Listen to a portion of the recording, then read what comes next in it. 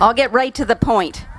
We came to register our disapproval of the Iran deal here at the home of the American government, while our president looked first and foremost for approval from the United Nations. We believe the national security interests of the United States should be decided by the democratically elected representatives of the United States, not by anti-democrats like Russia and China at the Security Council.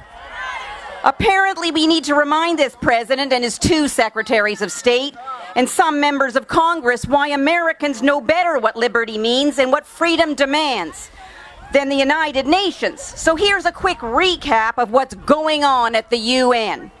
While Americans want to get in the way of the leading state sponsor of terrorism, at the United Nations they cannot even define terrorism.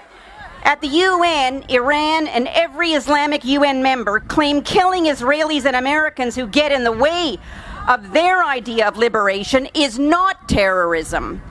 Americans believe stopping a country that is openly dedicated to a second Holocaust and that denies the first one ever happened is a goal worth fighting. Fighting for. At the United Nations, demonizing and delegitimizing the Jewish state is the goal they're fighting for. The only country that the UN's top women's rights body annually condemns for violating women's rights is Israel, while Iran is a member of the body and Sudan its vice chair. So we are here to ask, how dare our president put us second to this United Nations? How dare he believe Congress is an afterthought? How dare he think UN approval and congressional disapproval is good enough? Furthermore, not only did our president give the United Nations the first word, his deal gives the International Atomic Energy Agency the last word. To our president, it doesn't matter what Congress does. After all, he promised a veto from day one.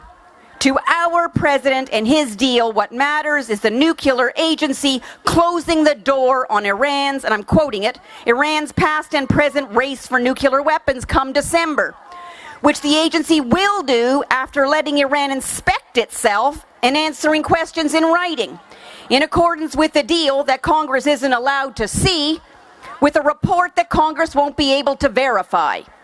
Outsourcing America's national security to the United Nations and the IAEA is not right, it's not safe, it's not American.